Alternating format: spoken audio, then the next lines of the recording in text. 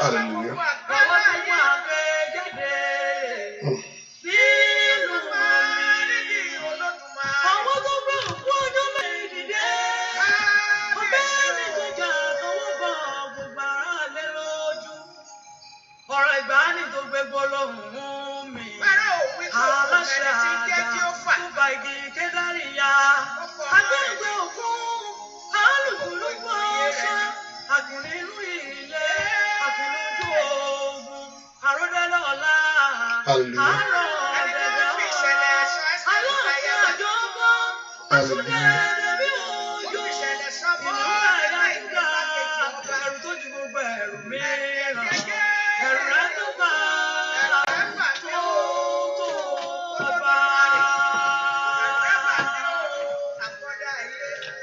Praise the Lord.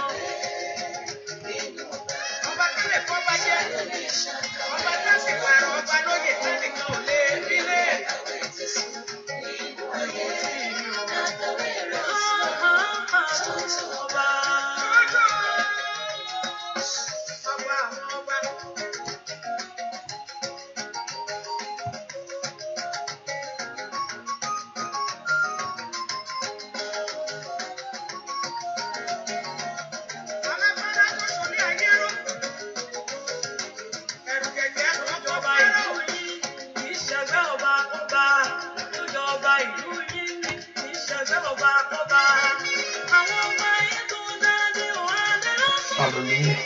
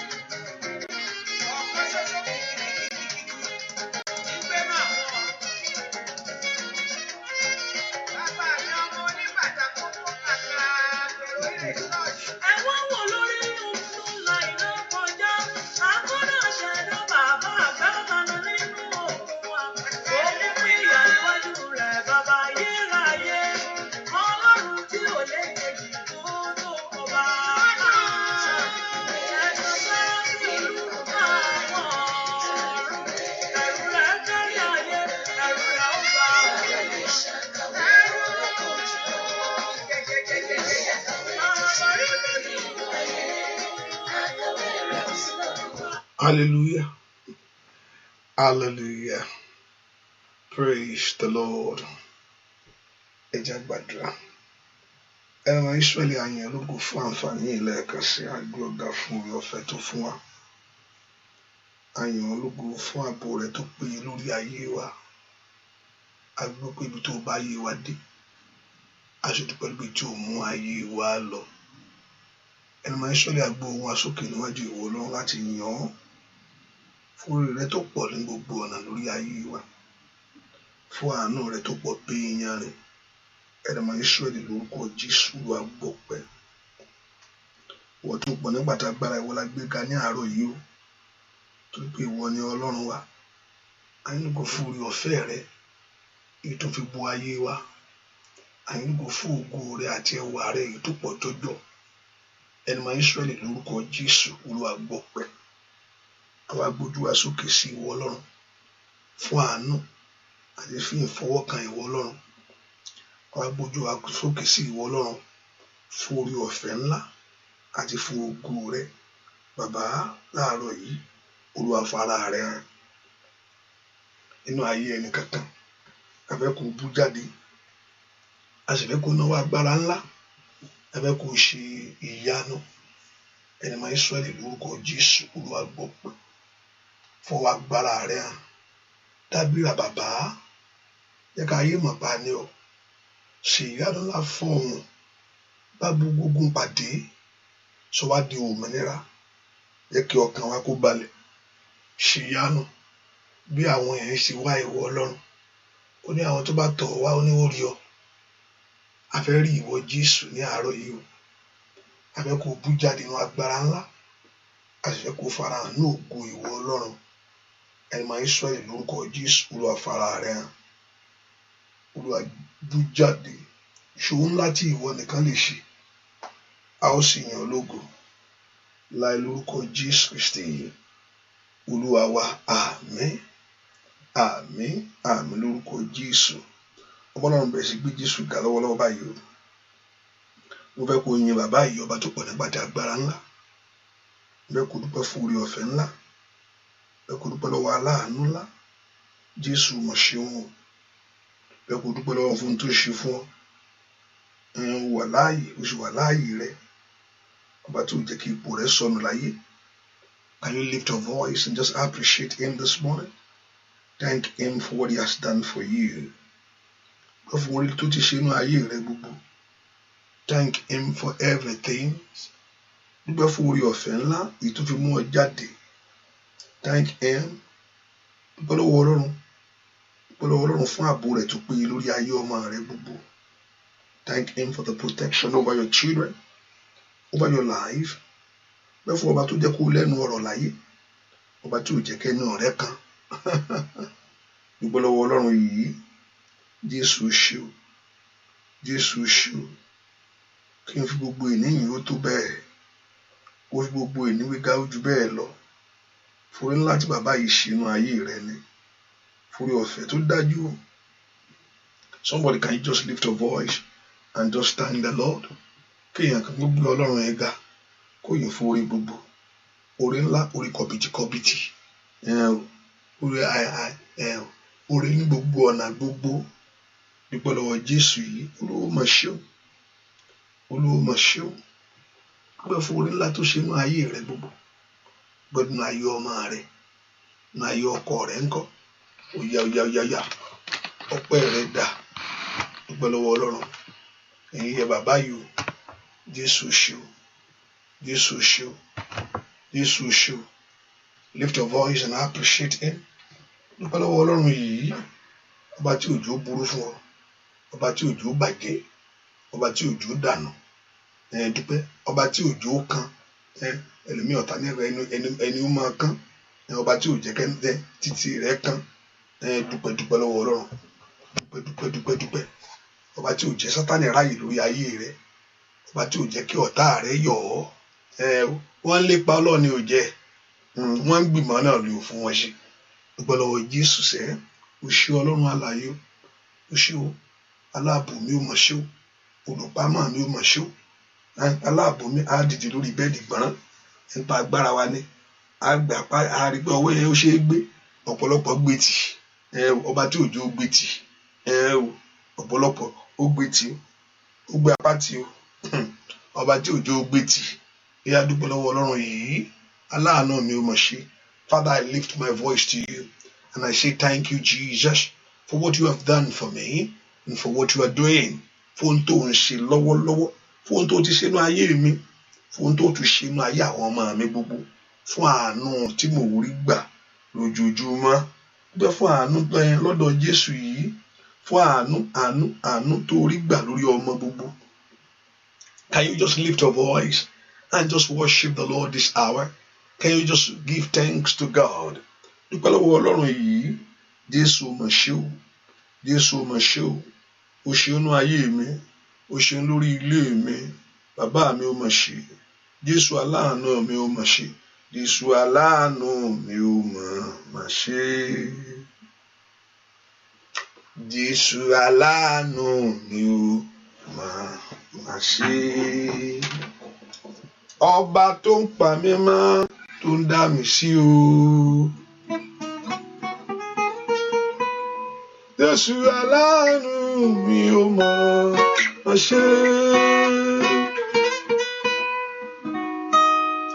Jésù aláàánú mi ò mà ṣe. Dúpẹ́ lọ́wọ́ ọlọ́run aláìṣẹ́. Jésù aláàánú mi ò mà ṣe, Jésù aláàánú mi ò mà ṣe, ọba tó ń pa mí mọ́, tó ń dá mi sí o.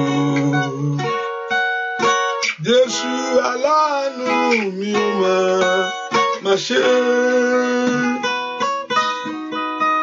Jésù aláàánú mi ò mà ṣe. Ò bá dúpẹ́ aláàánú rẹ ni o. Jésù aláàánú mi ò mà ṣe, ọba tó ń pa mí mọ́, tó ń dá mi sí o. Jésù aláàánú mi ò mà ṣe, Jésù aláàánú mi ò mà ṣe, Jésù aláàánú mi ò mà ṣe, ọba tó ń pa mí mọ́, tó ń dá wa sí o. Jésù aláàánú mi ò mà ṣe. Dúpẹ́ lọ́wọ́ ọlọ́run ọba tó ṣàánú fún ọ, ọba tí òjòjú tì ọ́. Ayé ń bèrè ọlọ́run ní ògbà, ayé ń wádìí rẹ̀ ọlọ́run ní jòjò ń rí, ayé ń sáré ọlọ́run ní òjò ń rí ọba. Dúpẹ́ lọ́wọ́ Jésù yìí, aláàánú mi ò mọ̀ ṣe, ọba tí ò fi mí fún ìfẹ́ ọ̀tá, ọba tí ò yànda rẹ fún ìfẹ́ ọ̀tá rẹ. Bó ṣe ń rò ọlọ́run ní bàjẹ́, bó ṣe ń gbìmọ̀ rẹ̀ ọlọ́run dàrú, ọba tí ò fi ọ fún ìfẹ́ ọ̀tá rẹ.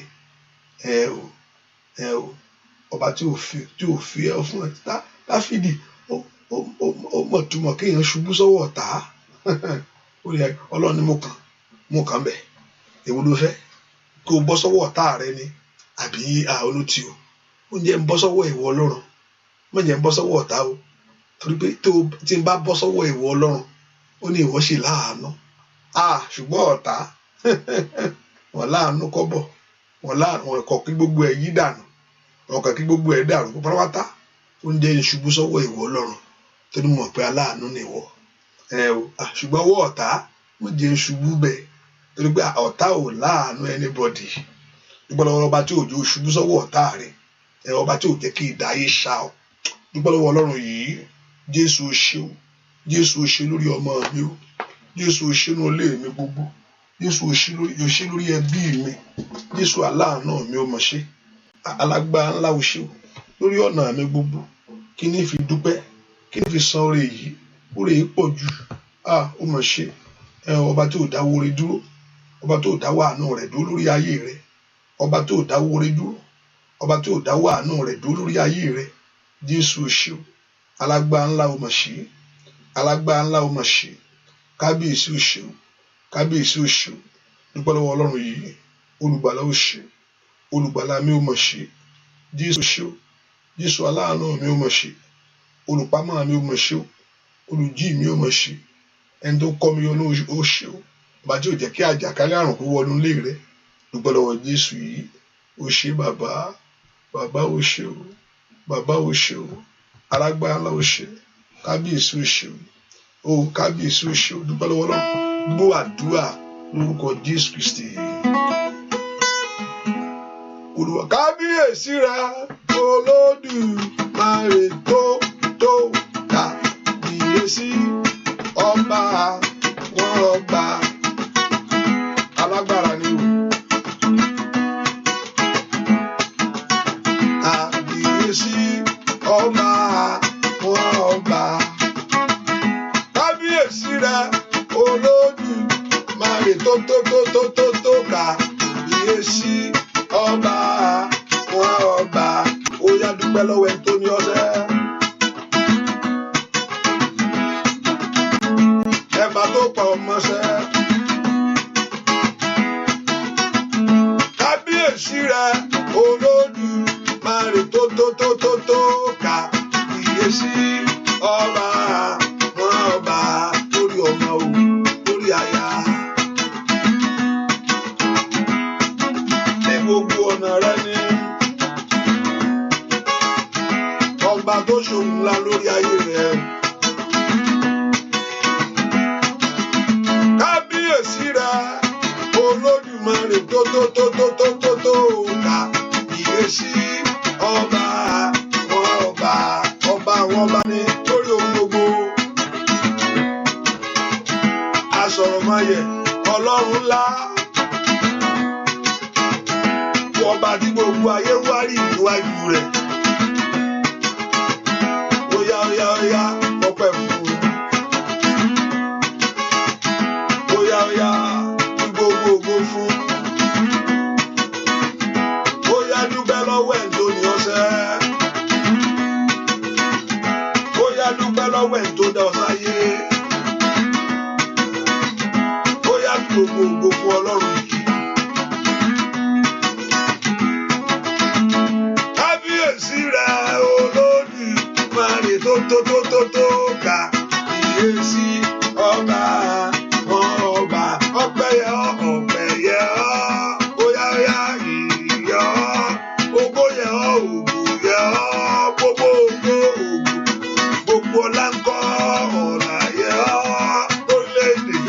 Óyá nínú ilé wa ṣá, óyá lórí ọmọ lórí ẹbí. Óyá kábíyèsí rẹ Olódùmarè tó kábíyèsí ọba wọn ọba tó bẹ́ẹ̀ tó jù bẹ́ẹ̀ lọ. Kábíyèsí rẹ Olódùmarè tó bàbá mi kábíyèsí ọba wọn ọba. Óyá kábíyèsí rẹ Olúwa ọba tó mọ̀lẹ́ ṣaṣọ òwúrà. Kábíyèsí rẹ Olúwa ọba tó fi mọ̀lẹ́ ṣaṣọ òwúrà. Ó fi mọ̀lẹ́ ṣe, ó fi mọ̀lẹ́ ṣaṣọ òwúrà. Ó fi mọ̀lẹ́ ṣaṣọ òwúrà. Ó fi mọ̀lẹ́ ṣaṣọ òwúrà. Ìmọ̀lẹ̀ ayé ṣá. Ó fi mọ̀lẹ̀ ṣaṣọ búra. Kábíyèsí rẹ Olúwa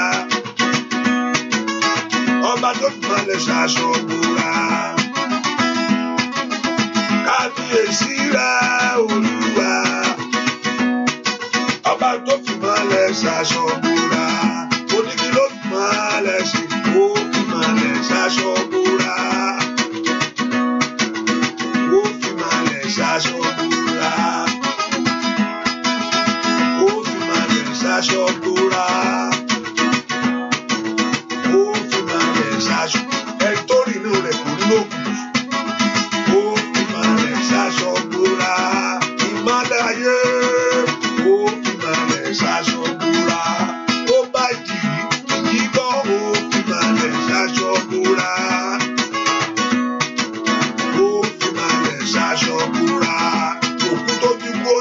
sẹ́ ó fi malẹ̀ ṣaṣọ bora kábíyèsí ó fi malẹ̀ ṣaṣọ bora ó yá yá yá yá kábíyèsí rẹ̀ Olúwa ọba tó fi malẹ̀ ṣaṣọ bora kábíyèsí rẹ̀ Olúwa ọba tó lágbára lórí ohun gbogbo ó fi malẹ̀ ṣaṣọ bora ó fi malẹ̀ sí ó fi malẹ̀ ṣaṣọ bora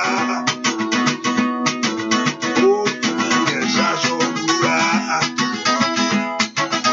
ó fi malẹ̀ ṣaṣọ bora ó yá yá yá ó fi malẹ̀ ṣaṣọ bora kábíyèsí rẹ̀ Olúwa ó yá yá dúpẹ́ lọ́wọ́ rẹ̀ sẹ́ ọba tó fi malẹ̀ ṣaṣọ bora kábíyèsí rẹ̀ Olúwa ó fi malẹ̀ ṣaṣọ bora ó fi malẹ̀ ṣe ó fi malẹ̀ ṣaṣọ bora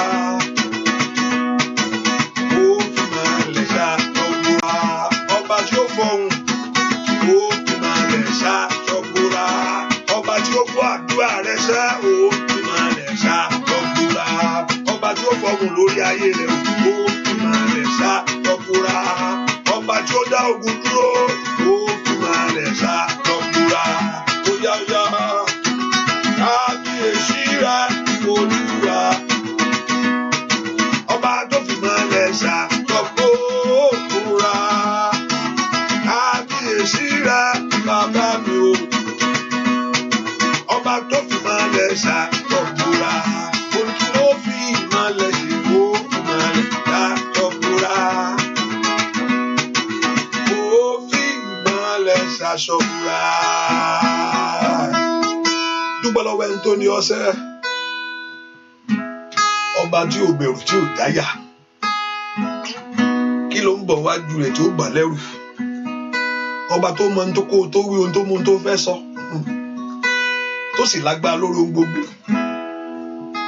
Dúpẹ́ lọ́wọ́ Ọlọ́run yìí èmi ò mọ̀ bóyá ó rí bẹ́ẹ̀ o ó lágbára lórí ohun gbogbo sẹ́. Dúpẹ́ lọ́wọ́ Ọlọ́run yìí ọba tí ó ṣàánú fún ọ. Jésù mà ṣe o Jésù ṣe o ṣe lórí ilé mi gbogbo ó ṣe nínú ayé àwọn ọmọ mi. Dúpẹ́ lọ́wọ́ Ọlọ́run sẹ́ kábíyèsí ó ṣe o ìyá Ọlọ́run mi ọba tó gbàdúrà ògo yẹ Ọlọ́run wa ọba tó gbọ́ àdúrà ìyẹ́ Ọlọ́run wa ọba tó gbọ́ àdúrà ògo yẹ Ọlọ́run wa ọba tó gbọ́ àdúrà ìyẹ́ ọsẹ ìyẹ́ Ọlọ́run wa ọba tó gbọ́ àdúrà ògo yẹ Ọlọ́run wa ọba tó gbọ́ àdúrà. Sọ fún Ọlọ́run gbogbo ẹ̀ṣẹ̀ mi gbogbo Olúwa dáríjì mí sẹ́. Ask the blood of Jesus Christ to wash you. Ìwé ẹ̀jẹ̀ Jésù wé ayé mi lọ́wọ́lọ́wọ́. Olúwa fẹ̀jẹ̀ ńlá rẹ̀ wẹ̀ mí. Olúwa sọ mí dọ̀tun, Olúwa sọ mí di mímọ́. Sọ fún ẹ̀jẹ̀ Jésù kó wẹ ayé rẹ sẹ́. Olúwa fẹ̀jẹ̀ wẹ̀ mí. Olúwa dẹ̀jẹ̀ lé mi lórí. Ẹ̀jẹ̀ Jésù wẹ̀ mí. Ask the blood of Jesus Christ to cleanse you.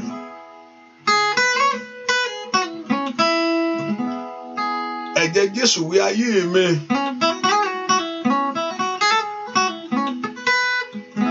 Ẹ̀jẹ̀ Jésù wẹ̀ ilé mi. Somebody ask the blood of Jesus Christ to wash your life. Olúwa dẹ̀jẹ̀ lé mi lórí o. Ẹ̀jẹ̀ ẹjọ́ ṣàn lórí mi. Ẹ̀jẹ̀ ẹjọ́ ṣàn nínú ayé àwọn ọmọ mi o. Ẹ̀jẹ̀ Jésù wẹ̀ mí. Ẹ̀jẹ̀ ọ̀dọ́-àgùntàn. Ẹ̀jẹ̀ ọ̀dọ́-àgùntàn wẹ̀ ayé mi sá. Ló tẹ̀jẹ̀ rẹ̀. Alágbára. Ó tẹ̀jẹ̀ rẹ̀. Jésù mi o. Bàbá mi mọ̀ gbà mí lọ́wọ́ ogun èṣù. Tẹ̀jẹ̀ rẹ̀ ní kí o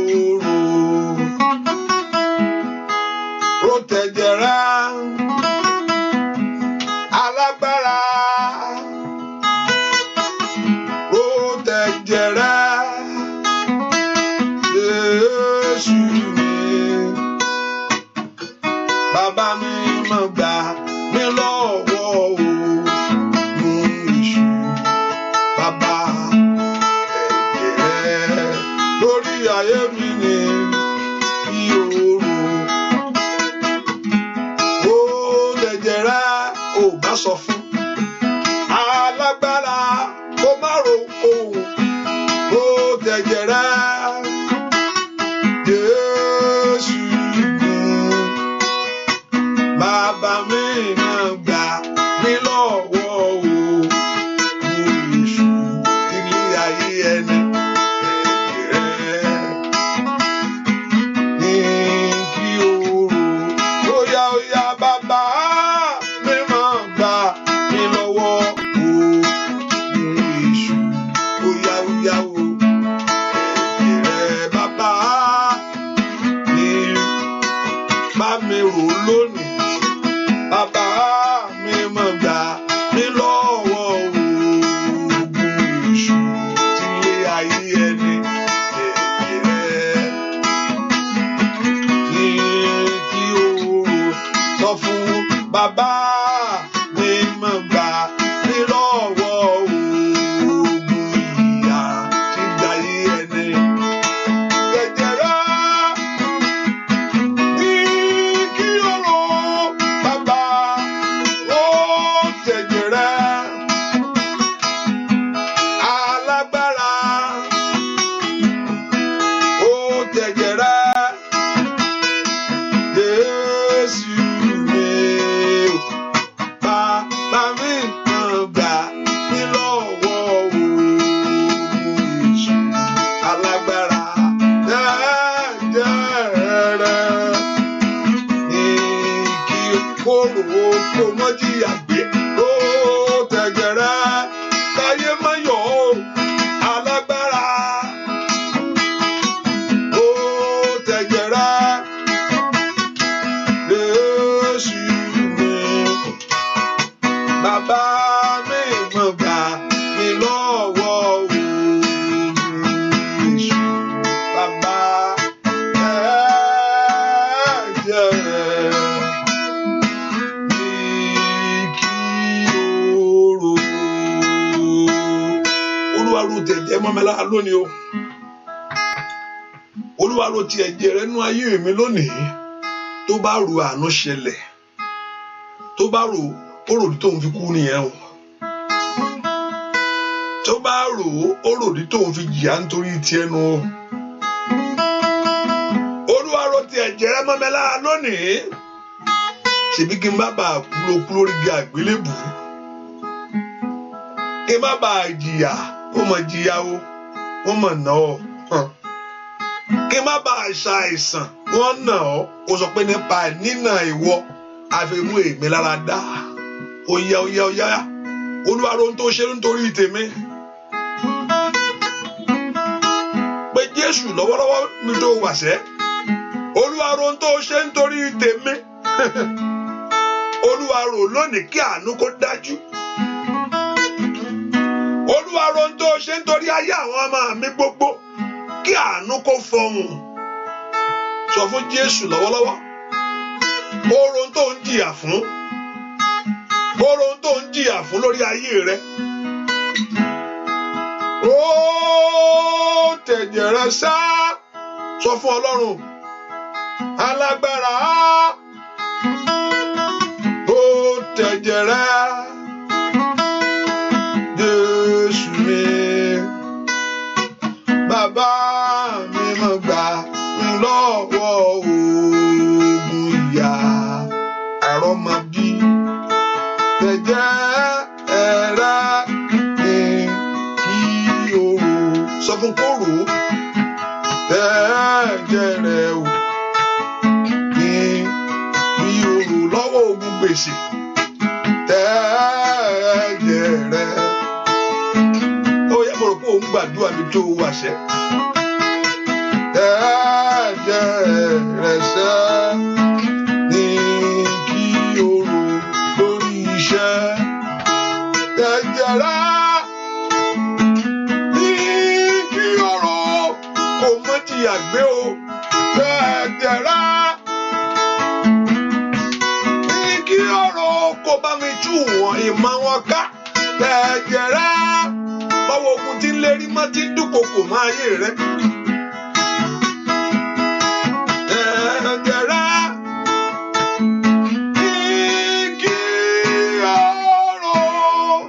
Ọlọ́run agbára wọnú ayé mi wá, agbára tí n fi ní ṣìṣe láyé. Ọ̀pọ̀lọpọ̀ ṣìṣe náà gbèlú tó bà ayé rẹ̀ jẹ́. Sọ fún Ọlọ́run, Olúwa wọ̀ mí lágbára, agbára tí n fi ní ṣìṣe. Ọ̀tá sọ fún mi má wọrí, òun ló máa fọwọ́ ara ẹ̀ ṣe rẹ̀ fílẹ̀ náà. Agbára tí n fi ní ṣìṣe, agbára tí ṣìṣe ò ṣe ní bá ọmọ rẹ̀. Wọ́n ní ọmọ ká ní ṣe kúkọ pa ń pa. Agbára tó òfin ní ṣìṣe, agbára tí òfin ní ṣìṣe. Ọ̀pọ̀lọpọ̀ ẹ̀mí ṣìṣe ṣẹlá gbèlú, ẹ̀mí kò ń ṣìṣe láyé fílẹ̀ ẹ má yọ lẹ́nu. Wo ló máa ṣe fọwọ́ ara ẹ̀ ṣera ẹ̀? Òtítọ́ ni ó sì fọwọ́ ara rẹ̀ ṣera ẹ̀ náà. Ẹ porúkọ Jésù, Olúwa wọ̀ mí lágbára, agbára ńlá tí èéfín ní ṣìṣe láyé, agbára tí èèfún àti ìdí ayé òfin ní mú mi, agbára tí èéfín ní ṣìnà. Agbára tó òfin ní ṣìnà láyé, agbára tójú òfin ní tì ọ́. Bẹ́ẹ̀ kó bèrè fún agbára ńlá. Agbára kan ni kò ń ṣọ̀rọ̀ ẹnu, kò ń ṣe fùfú o. Orúkọ Jésù sẹ́, Olúwa wọ̀ mí lágbára, agbára tí ń fi borí, agbára tí ń fi lu àlùyọ, agbára tí ń fi débẹ̀ láyé. Ó yá ń bolo wà sẹ́. Bẹ́ẹ̀ kó bèrè fún agbára yìí.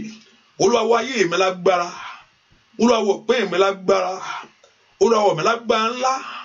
Agbára Ọlọ́run wọnú ayé mi lọ. Orúkọ Jésù dáadáa. Agbára Ọlọ́run wọnú iṣẹ́ mi lọ. Agbára Ọlọ́run wọnú ilé mi lọ. Agbára ńlá wọnú ọ̀nà mi lọ. Orúkọ Jésù. Olúwa wọ̀ mí ní agbára. Agbára ńlá. Olúwa wọ̀ ayé mi lágbára. Orúkọ Jésù. Makali boko suto prakatakaba. Mayeketeri boko parosetelebo. Orúkọ Jésù kó wọ̀ lágbára. Agbára ńlá Olúwa wọ̀ mí lágbára. Olúwa gbé agbára ńlá rẹ̀ wọ̀ mí. Orúkọ Jésù.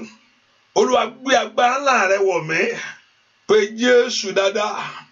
Olúwa gbé agbára ńlá rẹ̀ wọ̀ mí. Orúkọ Jésù.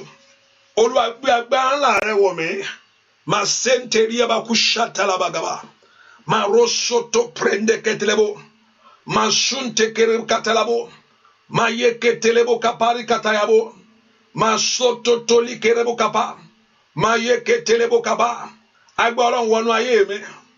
Agbára Ọlọ́run wọnú iṣẹ́ mi. Agbára Ọlọ́run wọnú ilé mi. Orúkọ Jésù.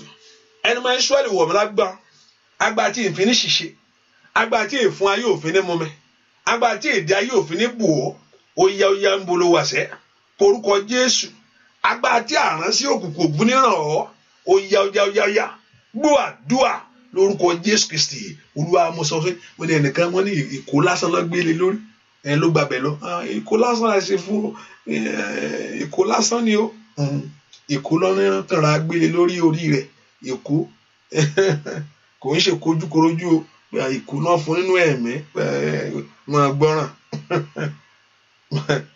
gbọ́ràn ló gbàbẹ lọ àwọn òsì kò sí bẹ́ẹ̀ kó ẹ pa náà ìkó lásán mo kọ́ra fún àṣẹ fùfú ni ìkó lásán kan rí rẹ̀ lọ jókòó bì kan ó jókòó pápátá o hallelujah o ò ní jókòó pápátá hallelujah ipa yóò ní ká ọ ẹ porúkọ Jésù Olúwa sọ mí dálágbára tọmọtọmọ gbé agbára ńlá wọ̀ mẹ́ẹ̀ agbára tí ò ṣe wò lójú tí ò ṣe fọwọ́ kàn agbára tí ò ṣe pa agbára ńlá gbé agbára wọ̀ mí ayé agbára rèé o ayé agbára rèé àwọn alágbára ní ń gbà á bẹ́ẹ̀ náà sọ ó ní ìjọba Ọlọ́run ti fi ìfagbára wọ̀ kò ń ṣe ẹni ìmẹ́lẹ́ ní mú àwọn alágbára ní ń gbà á because the kingdom of God have suffered violence and not only that ẹn tó máa gbà á wọn gan láti di alágbára wọn gan láti di alágbára orúkọ Jésù Olúwa wọ̀ pín ìmẹ́ ní agbára lórúkọ Jésù ẹgbẹ́ agbára ńlá wọ̀ mí agbára tó ń ṣe tí èèyàn fi ń ṣe rere agbára kan lé ara àwọn kan wá ká máa kọjá lẹ́gbẹ̀ẹ́ Olúwẹ̀ wọn mọ̀ kọjá wọn máa lọ agbára kan ló mú wọn kọjá o ẹjọ́ ń sáré náà ni o ẹ̀pọ̀lọpọ̀ akàjọlú wa lọ ọ̀kan lọ ẹ̀wọ̀n wọn ẹlẹ́mi wọn jọ ń ṣiṣẹ́ kan náà ni you are just earning the same salary wọn jọ kò ju owó kan náà lẹ́jọ́ ń gbà lọ ẹjọ́ bẹ̀rẹ̀ ni agbára tí èèyàn fi ń ṣe rere agbára tí èèyàn fi ń tẹ̀síwájú wọn jọ bí ẹjọ́ kan náà wọn jọ bí wá ẹjọ́ kan náà ni o agbára kan ni ẹ porúkọ Jésù màkàlì àbò kàfàlì àbò ẹ porúkọ Jésù dáadáa Olúwa wọ̀ mí ní agbára porúkọ Jésù Olúwa wọ̀ mí ní agbára ó yá bẹ́ẹ̀ kó gbàdúrà kó béèrè fún agbára ńlá yẹn agbára tó òfin ní ṣiṣẹ́ agbára tí ayé òfin ní rí ọmú ask for that power right now béèrè fún agbára ńlá yẹn gbọ́ àdúrà lórúkọ Jésù Kristi Olúwa wa àmín. Mo lérò pé àwọn the radio line is working now, it's back. I know those people are there, you can hear me clearly. Tí a lórí àkókò ayọ̀ mi radio at Showers of Blessing radio mo rò pé ó ti ń ṣẹ́ ni, so you can listen through that àkókò ayọ̀ mi radio. You can type àkókò ayọ̀, you can download it you can download the app too. Lè download the app yẹn náà ṣe pé lè download the app yẹn, it's 24 hours prayer. Tó bá jí lóru lè ṣàṣẹ pápá àgbà kó tó mu hallelujah kó jíjú wẹ́rẹ́wẹ́rẹ́. Fàgbára rẹ ṣe tèmi o bàbá, fàgbára rẹ ṣe tèmi. Fàgbára rẹ ṣe tèmi o fàgbára rẹ ṣe tèmi. Ó dára fún mi láyé, ó dára fún mi lọ́run, orí mi kò yẹ fún ìgbàlà. Fàgbára rẹ ṣe tèmi. Ó yá fàgbára rẹ ṣe tèmi o. Fàgbára rẹ ṣe tèmi. Agbára rẹ ṣe tèmi o. Alágbára o. Fàgbára rẹ ṣe tèmi. Ó dára fún mi láyé, ó dára fún mi lọ́run, orí mi kò yẹ fún ìgbàlà. Fàgbára rẹ ó yá ayé agbára rẹ. Fàgbára rẹ ṣe tèmi o. Ọfà yóò ní bà ọ́. Fàgbára rẹ ṣe tèmi. Ẹrù ẹ ò ní dànù láyé. Fàgbára rẹ ṣe tèmi o. Ẹnìkan mò ń bá wí. Fàgbára rẹ ṣe tèmi. Ẹrù rẹ ò ní dànù. Ó dára fún mi láyé, ó dára fún mi lọ́run, orí mi kò yẹ fún ìgbàlà. Fàgbára rẹ ó yá káyé mi kò yẹ fún ìgbàlà. Fàgbára rẹ ṣe tèmi. Ayé rẹ kò gbàgbára. Fàgbára rẹ ṣe tèmi. Káyé mi kò yẹ fún ìgbàlà.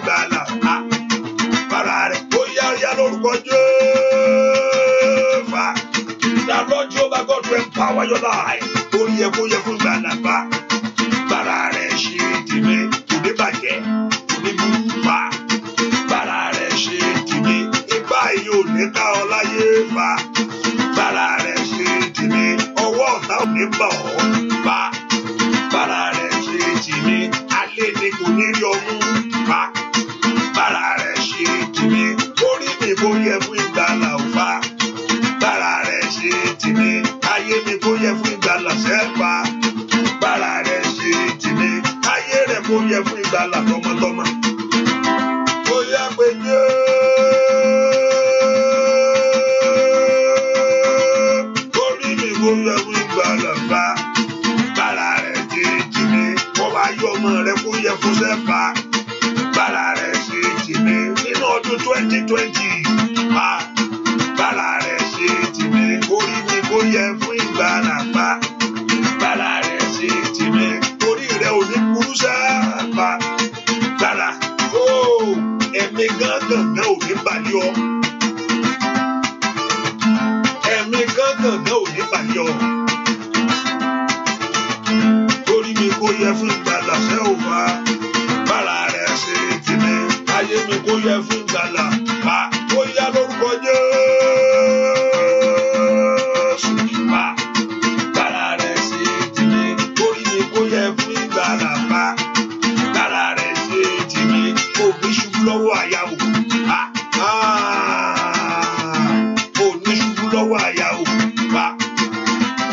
Ó yá òní ṣubú lọ́wọ́ àyàwó bá. Bára rẹ̀ òní ṣubú lọ́wọ́ àyàwó bá. Bára rẹ̀ ṣe kó ní kó orí rẹ̀ kó yẹ fún ìgbàlà bá. Bára rẹ̀ orí rẹ̀ kó yẹ fún ìgbàlà sẹ́ ò bá. Bára rẹ̀ ṣe ayé ọmọ rẹ̀ kó yẹ fún bá. Bára rẹ̀ ṣe agbára tí ń ṣeré láyé kó bàlẹ́ ayé rẹ̀ o. Bára rẹ̀ ṣe tìmí orí mi kó yẹ fún ìgbàlà bá. Nínú 2020 yìí ni ó dẹ̀ kó ṣe láyé bá. Bára rẹ̀ ṣe tìmí orí mi kó yẹ fún ìgbàlà bá. Bára rẹ̀ ṣe tìmí okòrè kó délé láyé bá. Bára rẹ̀ ṣe tìmí ayé mi kó yẹ fún ìgbàlà bá. Bára rẹ̀ ṣe tìmí ọwọ́ rẹ̀ kó tẹ̀ kankan bá. Bára kó ní kó lẹ́nu ọ̀rọ̀ láyé bá. Bára kó yáyá orí mi kó yẹ fún ìgbàlà sẹ́ o. Ayé rẹ̀ kó yẹ fún ìgbàlà bá. Bára rẹ̀ ṣe tìmí kó jèrè ọmọ láyé bá. Bára rẹ̀ ṣe tìmí mo ní kọ́kàn rẹ̀ kó balẹ̀ bá. Bára rẹ̀ ṣe tìmí. Ìwà pé Solomon ń fi ayọ̀ fọ́ ó sì fa ayọ̀ fọ́ torí obìnrin àjòjì ni àwọn ló ṣe ọkàn rẹ̀ kú lọ́dọ̀ Ọlọ́run fún ní ìrọ̀rùn. Ọlọ́run lè fún èèyàn ní ìrọ̀rùn. God can give you peace and not to struggle. Gbèrè fi ìrọ̀rùn yí ká. Mi gbọ́ pé Solomon lọ sójú ogun kan bàbá rẹ̀ sì fi gbogbo ayé rẹ̀ jogún ni. Òun ò sì jagun kankan kò lọ sójú ogun. Gbogbo ọba fẹ́ràn rẹ̀ gbogbo ọba fẹ́ bá ṣe wọ́n ń gbẹ́bùn wà lọ́tùn ló sì máa ń gbélé lọ́wọ́ ṣùgbọ́n ó fayọ̀ kó gbó ní fayọ̀ kó gbó. So Ọlọ́run lè fún yàn ní àlàáfíà àti ìrọ̀rùn káàkiri bẹ́ẹ̀ ni ó fún ní àlàáfíà káàkiri. Ogun òjàlú òun náà sì rógun owó rẹpẹtẹ owó yalù lákòókò rẹ̀ tó bá pé silver lílé kò ń ṣe kankan is nothing. Silver di nǹkan tí lójú títì tẹ́ pé ayé ń fọwọ́sẹ̀ gbádànù kí lílé gbèsè àkọ́tà ló ń lò. Ìrọ̀rùn tí Ọlọ́run fún nìyẹn ìrọ̀rùn tí Ọlọ́run yàlù nìyẹn yàlùmọ́ ni ó yàlù àlàáfíà jọba nù lórílẹ̀‐èdè rẹ̀ porúkọ Jésù. Olúwa fi agbára tiẹ̀ náà ṣe tèmi. Olúwa fi agbára rẹ̀ ṣe tèmi. Agbára rẹ̀ kó wá ayé mi rí fún mi. Gbogbo ayé tí ayé ti gbà lọ. Agbára rẹ̀ kó yanjú ayé àwọn ọmọ mi pápátá. Agbára rẹ̀ kó fún mi ní àṣeyọrí. Orí mi náà yẹ fún ìgbàlà. Ask the Lord that the power of the Lord should set your own case. agbára Ọlọ́run kó ṣe tiẹ̀ fún ọ agbára Ọlọ́run kó wá tiẹ̀ rí fún ọ agbára Ọlọ́run kó yanjú ọ̀rọ̀ rẹ sẹ́ Olúwa fi agbára rẹ ṣe tèmi ní àárọ̀ yìí Olúwa fi agbára rẹ wá tèmi rí fún mi Olúwa fi agbára yanjú ọ̀rọ̀ mi ó dá kí orí mi kó yẹ fún ìgbàlà ó dá kí rí tèmi mú láyé. The Lord must complete your own and perfect your own in this season. Ó dá kí Ọlọ́run kó ṣe tiẹ̀ fún ọ ó dá kí Ọlọ́run kó yanjú ọ̀rọ̀ rẹ níṣẹ́ porúkọ Jésù Olúwa fi agbára ńlá rẹ ṣe tèmi fún mi porúkọ Jésù Olúwa fi agbára ńlá rẹ yanjú ọ̀rọ̀ mi ó yá ń bolo wà sẹ́ porúkọ Jésù dáadáa agbára rẹ fi ṣe tèmi fún mi o agbára rẹ fi ṣe tèmi fún mi o agbára rẹ fi ṣe tèmi fún mi o agbára rẹ fi yanjú ọ̀rọ̀ mi fún mi o agbára rẹ fi dáwọ́lé ayé mi o agbára rẹ bá mi wá tèmi rí fún mi o agbára yẹn ò lè wá agbára yẹn ò lè wá agbára yẹn ò lè wá agbára yẹn ò lè wá ipá yẹn ò lè rí mú o orúkọ Jésù Olúwa fi agbára rẹ fi ṣe tèmi fún mi. Ask the Lord that you use your power over my life to perfect my own, to complete my own. Olúwa lu agbára yẹn lórí ọ̀rọ̀ mi sẹ́ agbára ńlá tí ò ṣe wò agbára tí ò ṣe bàjẹ́ Olúwa fi agbára yẹn ṣe tèmi fún mi o Olúwa fi agbára yẹn ṣe tèmi fún mi o Olúwa fi agbára yẹn ṣe tèmi fún mi o Olúwa fi agbára yẹn ṣe tèmi fún mi o Olúwa fi agbára yẹn ṣe tèmi fún mi o Olúwa fi agbára yẹn ṣe tèmi fún mi o Olúwa fi agbára yẹn ṣe tèmi fún mi o porúkọ Jésù Olúwa fi agbára yẹn ṣe tèmi fún mi o porúkọ Jésù dáadáa Olúwa fi agbára yẹn ṣe tèmi fún mi porúkọ Jésù. Father, use your power over my life. Lo agbára rẹ fún mi Olúwa lo agbára rẹ fún mi agbára lórí ọ̀rọ̀ mi agbára tí ń gbé ogun mi agbára tí ń bógun jẹ́ agbára tí ń sọ̀rọ̀ ẹni dayọ̀ láyé Olúwa fi agbára rẹ bò ayé mi lónìí ní orúkọ Jésù kó mú ayé mi jáde níbi tí ayé fi sí fi agbára bá ń warí níbi tí ayé jù sí orúkọ Jésù. Use your power to locate my blessing, to locate your glory in the name of Jesus. Olúwa fi agbára ṣìyanu ayé mi gbúà dúà lórúkọ Jésù Kristi Olúwa wa agbára Ọlọ́run nìkan ló lè ṣe agbára Ọlọ́run nìkan ni ó agbára yẹn ò lè ṣe bẹ́ẹ̀ ni agbára ọ̀tá ò lè ṣe tí ẹ bá lo agbára mi láti ṣe Olúwa san gbèsè tó pọ̀ Olúwa san gbèsè tó pọ̀ tó fa bẹ̀rẹ̀ mí ṣe nǹkan mi wàá san Sátánì òun fún nǹkan lọ́lẹ̀ kò ń fún yàn nǹkan lọ́fẹ̀ẹ́ kí ló bẹ́ẹ̀ fún ẹ lọ́fẹ̀ẹ́ níbo báwo tiẹ̀ ṣe jẹ́ báwo tiẹ̀ ṣe jẹ́ mẹ́ o lè fara rẹ jì á bèrè ẹ̀mí ẹ̀ pé sóyọ̀ o láti exchange ni o tí wọ́n bá fi nǹkan fún ẹ dáadáa wàá exchange so ẹ ni o gbèdè sọ clearly pé ta ló mọ ènìyàn tó jèrè ayé yìí ètò so ẹ̀mí rẹ̀ nù Sátánì ó máa ra ẹ̀mí èèyàn ni kí ló fi ṣe pàṣípààrọ̀ Sátánì kò sí bí èèyàn ṣe lè bá rẹ̀ àná ok máa wọ́n rí máa fún ẹ ohun tó bá fẹ́ máa fún ẹ náà ṣùgbọ́n wàá fi ẹ̀mí wàá ta ẹ̀mí rẹ̀ fún mi ni and that's what he's looking after in everyone's life. He's looking for the soul of a man. Lánìkan lọ gbádùn iná tọ́lọ́run ti ṣètò fún òun náà mọ̀ bẹ́ẹ̀ òun á kó èèyàn tó pọ̀ lọ bẹ́ẹ̀. So he's looking for his soul. He's in the business of his soul. Ọkàn ní wá máa fún ẹ lówó náà ẹ kó wó nà bọ̀ wá tẹ̀ mí rẹ fún mi o. And with Jesus Christ, no, his own is different. He gave his soul for you. Jésù ó ta ẹ̀mí tiẹ̀ fún wọ kí wọ́n lè yè. Ṣùgbọ́n Sátánì ó máa ra ẹ̀mí èèyàn ni. Jésù, he gave his own for you. Sátánì ó máa ń béèrè ẹ̀mí ni. Jésù fún ọ ní ẹ̀mí tiẹ̀ kí ìwọ lè yè. Ṣùgbọ́n Sátánì ó ń béèrè ẹ̀mí ni. Kò sẹ́ni tó bá rìn. Kò sẹ́ni tó bá rìn lọ́fẹ̀ẹ́ o. Kò sẹ́ni tó ṣiṣẹ́ rẹ̀ tí ò ní gbáǹgì kẹ́yìn. Bẹ́ẹ̀ ni mo wí o. Ẹ porúkọ Jésù, Olúwa fi agbára rẹ̀ yanjú ọ̀rọ̀ mi. Ọ̀pọ̀lọpọ̀ ò tí ì gbàgbọ́ dé wípé kò tí gbàjẹ́ Ọlọ́run ìgbẹ́ jẹ́ kí oníkan mo gbàgbọ́. Kò bá wẹ̀ jẹ́ kò bá nǹkan kan jẹ́ sí wa. Kò ń ṣe kankan ájò ní ájò bá nǹkan kan jẹ́ náà. Ájò bá nǹkan kan jẹ́. Ájò bá nǹkan kan jẹ́. Ájò bá nǹkan kan jẹ́. Ájò bá nǹkan kan jẹ́. Ẹ porúkọ Jésù dáadáa bí tẹ́ wà. Olúwa fi agbára yanjú ọ̀rọ̀ ayé mi sẹ́. ẹ jẹ́ n rí tèmi ṣe láyé orúkọ Jésù Olúwa fagbára yanjú ọ̀rọ̀ mi jẹ́ n rí tèmi ṣe láyé. Somebody lift your voice and pray to God. Olúwa fi agbára yanjú ọ̀rọ̀ mi sẹ́ ẹ jẹ́ n rí tèmi mú bẹ́ẹ̀ kó porúkọ Jésù Olúwa fi agbára yanjú ọ̀rọ̀ mi ẹ jẹ́ tèmi bọ́ sí. Olúwa fi agbára yanjú ọ̀rọ̀ mi ẹ jẹ́ kí n rí tèmi mú láyé. Can somebody lift your voice to God? Kí Ọlọ́run ọ̀run kó fi agbára yanjú ọ̀rọ̀ rẹ o kó o lè rí tiẹ̀ mú láyé ojú ògbúdọ̀ tì ọ́. Gbọ́ àdúà lórúkọ Jésù Kristi Olúwa wa ìjẹ́ ṣe ń gbọ́ mi àti kíní ẹ ó sá padà. Hallelujah. I believe you can still hear me, right? Ẹ ṣe ń gbọ́ mi. Torí mo rí pé kíní ẹ I mean those on Facebook and YouTube ẹ̀yin tẹ́wà lórí Facebook and YouTube yẹn nìkan ni mo yẹ. Mo rí pé kíní ẹ ó sáré síwájú díẹ̀. Hallelujah. Ẹ ṣe ń gbọ́ mi àbí? Okay, you can hear me.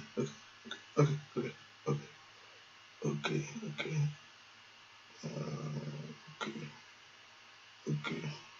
Ẹ porúkọ Jésù sẹ́. Olúwa fi agbára rẹ ṣe tèmi sẹ́. Ọ̀pọ̀lọpọ̀ ayé ti bà ayé rẹ̀ jẹ́ yányányá. Wọ́n ti mọ̀ kò lè rí inú láíláí. Pé filẹ̀, a kàn máa gbé ayé bẹ́ẹ̀ tí ń gbé ayé ni. Kò sí nǹkan tó lè ṣẹlẹ̀ mọ́. Olúwa fi agbára ẹ̀yàn bá mi wáyé mi rí o. Bá mi wáyé ọmọ mi rí fún mi. Olúwa fi agbára yanjú ọ̀rọ̀ mi sẹ́.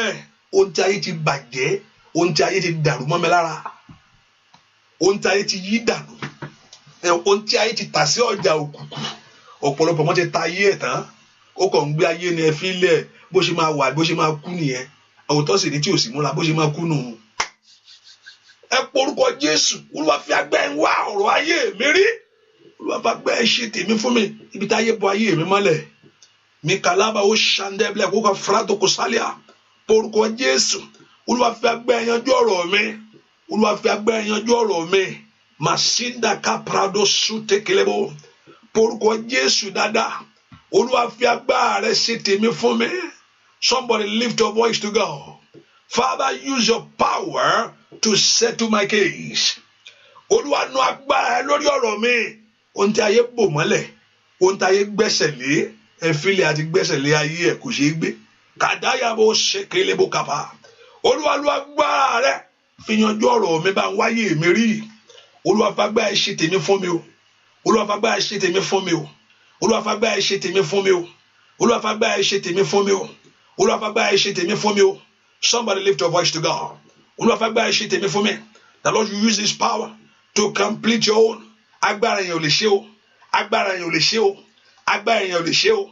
Gbọ́ àdúà lórúkọ Jésù Kristi Olúwa wa. Agbára Ọlọ́run nìkan ló lè ṣe. Agbára Ọlọ́run nìkan ló lè ṣe. Ipò tó wà láyé tá yóò fi tì ọ́ jáde ò ní wà nú ẹ̀ ṣàmì dáadáa. Ipò ọ̀pọ̀lọpọ̀ ipò ẹlòmíì ló wà. Ó lọ́dọ̀ nǹkan wò. Má rò pé má jọ ọ̀pọ̀lọpọ̀ àṣìṣe pé ajẹ́ ń ṣe mo ti ṣe títí mo ti gbàdúrà títí mo ti lọ ṣọ́ọ̀ṣì mo ti gbàdúrà títí mo ti lọ ṣọ́ọ̀ṣì gbogbo ẹ̀ ẹ̀jẹ̀ ń dẹ́lẹ̀ náà wò kí mo yá gbà ó bá dán wò nǹkan dénú ọ̀pọ̀lọpọ̀ nǹkan mìíràn téèyàn àdánwò ó tún gbé ogun wọlé ni o nǹkan ọ̀pọ̀lọpọ̀ nǹkan téèyàn àdánwò á gbé ogun wọlé tún ni gbógun wọlé náà ń pè torí Sátánì ò lè fún ẹ lẹ́nìtẹ̀ bá a ṣe ń báyé wá ní àṣẹ àti wà kí kírísítẹ́nì tó dé aláìgbàgbọ́ ni ọ́ hallelujah àwọn bàbá rẹ̀ ń bọ̀ hallelujah ohun bàbá wa ń lò ní ṣùgbọ́n Jésù ti gbé ó ní ìgbà ìmọ̀ ni Ọlọ́run fojú fò dá ìgbà ìmọ̀ nìyẹn ó ti fojú fò yẹn dá ṣùgbọ́n ní ìsinsìnyí ó ní through Christ the Son of God man through him only him the man can be saved ìgbà ìmọ̀ nìyẹn Ọlọ́run gbàgbọ́ ò tí ì dé ṣùgbọ́n nǹkan táwọn bàbá wa ń lò nìyẹn onígbàgbọ́ ló ń sọ bẹ́ẹ̀ yẹn o wọ́n jọ surprise ẹni tó wà ní ṣọ́ọ̀ṣì ni o nǹkan táwọn bàbá wa ń lò wọ́n ṣà ń lo nǹkan kan already ní náà irú àwọn yẹn máa ń sá fún wọn ni hallelujah kí ló ń sọ lẹ́nu ìṣá oṣù ọ̀ṣà bàbá nǹkan tó mú ìgbàgbọ́ wá wọ́n ti mú ìgbàgbọ́ wá bẹ́ẹ̀ ìmọ́lẹ̀ ti tàn hallelujah ẹ porúkọ Jésù sẹ́ àní ogun tí ń lé ayé ká tí ń mú ayé ẹni sákiri Olúwa jọ̀ọ́ dópin, mo sá sọ́dọ̀ rẹ bàbá, ó yá gbà mí. Ogun tí ń lé ayé ẹni ká, tí ń mú ayé ẹni sá kiri, Olúwa mo sá sọ́dọ̀ rẹ bàbá. Ogun tí ń lé ayé ẹni ká, tí ń mú ayé ẹni sá kiri.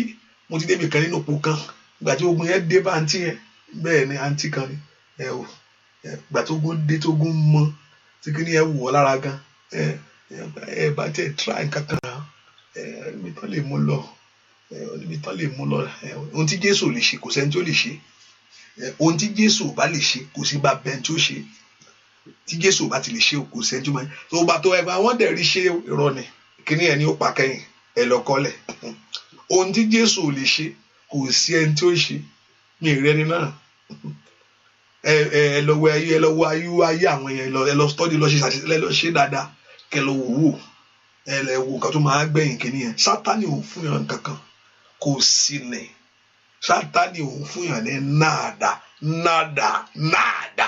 ní kò tẹ ẹ̀mí rẹ fún, ní kò tẹ, kó ló kó béèrè ẹ̀mí rẹ pé okay I will do it for your soul, wàá fẹ̀mí ẹ lẹ o, kò sẹ́ni tó fún yàn kankan.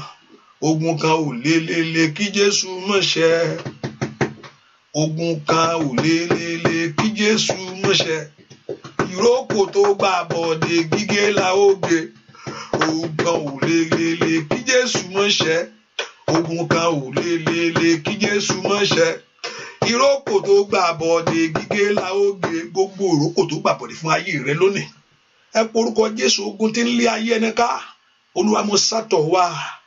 Ogun àríṣẹ́ṣe ni, àìrọ́mọbí ni, àìláṣeyọrí ni, kó wà kó ogun aṣọ ayé ẹni di yẹ̀yẹ́, ogun aṣọ ayé ẹni di ìrù ẹ̀yìn, ogun adójútì ayé ẹni, ẹ porúkọ Jésù. Ọlọ́run mo sátọ̀ wá, ó yá gbà mí. Porúkọ Jésù dáadáa, Olúwa gbà mí lọ́wọ́ ogun mi. Porúkọ Jésù dáadáa, Olúwa gbà mí lọ́wọ́ ogun mi. Porúkọ Jésù, Olúwa gbà mí lọ́wọ́ ìjà ènìyàn. Somebody lift your voice and pray to God.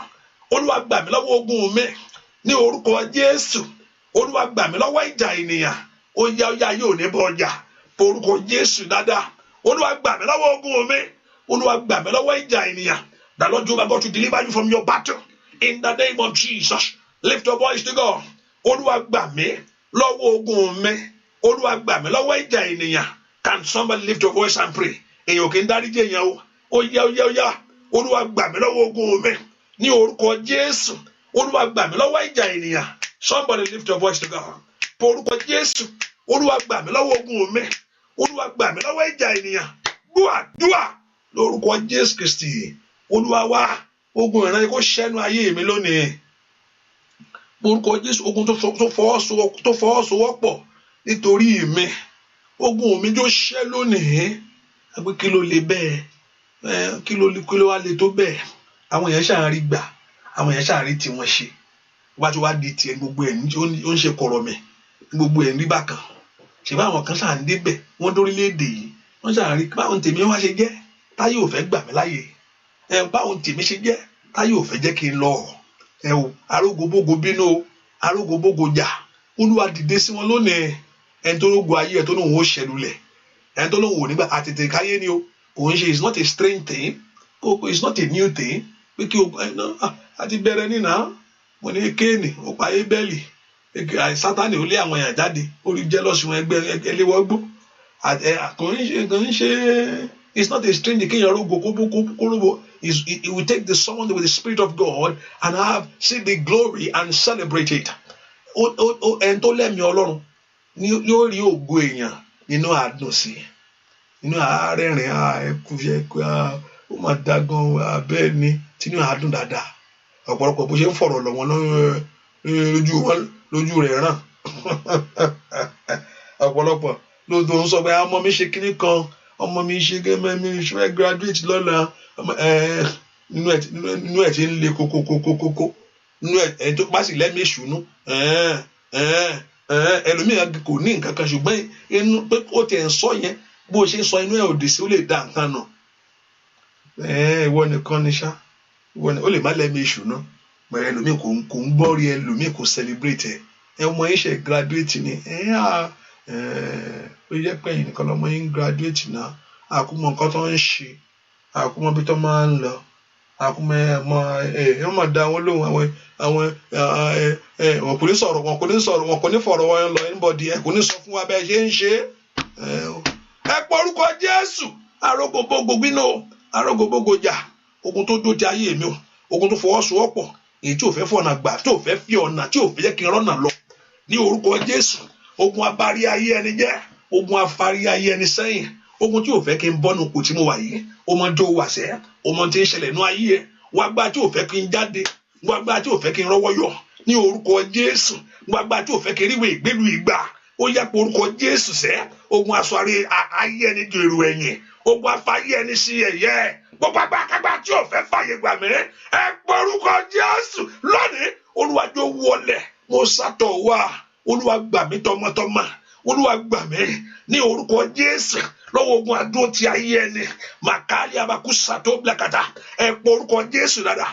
Olúwa gbà mí lọ́wọ́ ogun adúró ti ayé ẹni ó bá a sá lọ sí kútu ẹnjí ríbà gàbàgàbà máa ń so tòtò líkètè mi ìpè wọn kọ́ ló ń ṣẹ́gun rẹ̀ mi ní bá yín sọ̀rọ̀ mọ́ mi ní pè wọ́n mọ́ mo ti kọ́ tiwọn kúrò ìyẹn kọ́ ló ń ṣẹ́gun orú ogun bẹ́ẹ̀ yẹn o Ọlọ́run ní gbà lọ́wọ́ ogun yẹn ogun adúró ti ayé ẹni ẹ filẹ̀ kò síbi tí ó lọ ẹ dúró tì í àdàkàbàkàbà rìbà kátàkátà ogun adúró ti ayé ẹni ní orúkọ Jésù ogun abàṣẹdẹ ogun adájúṣẹdẹlẹ ní orúkọ Jésù ogun adarí adé ẹni dànù ó yẹ mọlọwàṣẹ ogun afáyé ẹni sí ẹyẹ ní orúkọ Jésù ogun abáṣọlára ẹni ogun ajáyé ẹni síwọwò ní orúkọ Jésù Olúwa ṣẹ́ ogun náà ogun ìran tí ò fẹ́ kí n nàró ogun ìran tí ò fẹ́ kí n dìde ogun lé ọkọ ní orúkọ Jésù èyí tí ò fẹ́ fàyè gbà mí màkàlí abaku sátẹ́lìà rìbàkúndà kàbẹ́rìà lọ sọ́ndọ̀ blẹ̀kẹ̀tẹ̀kẹ̀tẹ̀ mà sọ́ndọ̀ blẹ̀kẹ̀tẹ̀kàrà ó yá pọ̀ orúkọ Jésù ó yá mbolo wa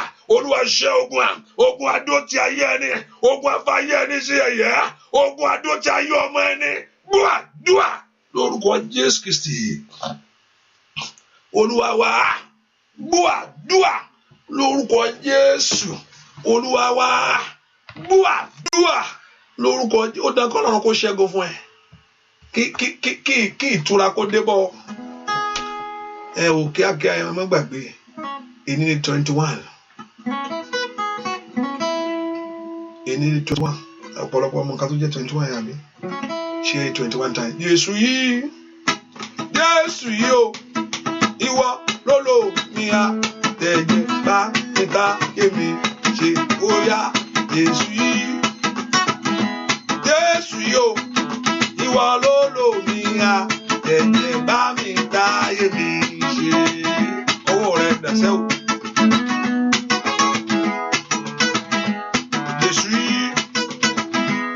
Jésù yìí o ìwọ lólò mi à tẹ̀jẹ̀ bá mi torí mi ṣiṣẹ́ Jésù yìí o ìwọ lólò mi à tẹ̀jẹ̀ bá mi táyé mi ṣe torí ilé torí ọmọ bá mi táyé mi ṣe máa wò mí níran Olódùmarè bá mi táyé mi ṣe ẹ má jòkú fún ayé àwọn ẹ̀sìn bá mi táyé mi ọba tó lágbára lórí ògbògbò bá mi táyé mi bá mi táyé mi gbogbo ẹ̀mí kẹ́mi tí ń jọba ní ilé rẹ bá mi táyé mi gbogbo ẹ̀mí kẹ́mi tí ń jọba ní ilé yẹn o bá mi táyé mi gbogbo ẹ̀mí kẹ́mi tí ń jọba rẹ bá mi táyé mi ó yẹ jáde lórúkọ Jésù bá mi táyé mi gbogbo tó ti gbàjọba bá mi táyé mi kọ́lọ́run kó yí ìjọba wọn dànù ó yá Jésù yìí o ìwọ lólò mi à ẹ̀jẹ̀ bá mi táyé mi ó yá Jésù yìí o ìwọ lólò mi à ẹ̀jẹ̀ bá mi táyé mi ó yá túnṣe lórí ọmọ mi bá mi táyé mi ṣe ní gbogbo ọ̀nà rẹ sẹ́ bá mi táyé mi ṣe mọ́tò bàjẹ́ bá mi táyé mi ṣe mọ́tò dàrú bá mi táyé mi ṣe ọ̀tá òkúdọ̀ yọ àwọn èèyàn yìí bá mi táyé mi ṣe ìwọ lólò mi àtẹ̀jẹ̀ o bá mi táyé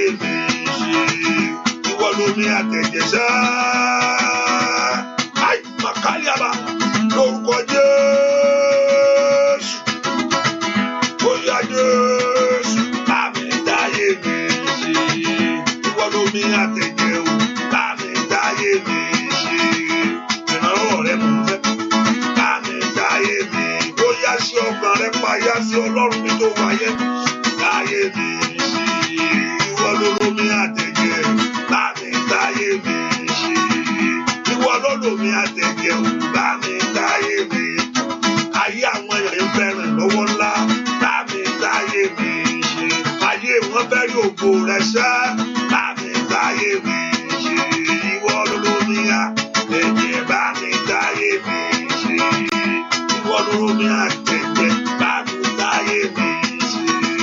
Bóyá yá bá mi dáyé mi ṣe. Ìwọ lómi àtẹ̀jẹ̀ bá bóyá gbogbo tó ti sọnù kó bọ́ wáyé bá mi dáyé mi. Gbogbo tó ń lò ní orí músẹ́ bá mi dáyé mi ṣe. Ìwọ lómi àtẹ̀jẹ̀ bá mi dáyé mi. Iṣẹ́ rẹ kọ́ ọmọ rẹ ń kọ́ bá mi dáyé mi. Bá mi ti ṣe káyé mà pé mo ní ọ bá mi dáyé mi. Bá mi ṣe káyé mà pé mo ní ọ bá mi dáyé mi.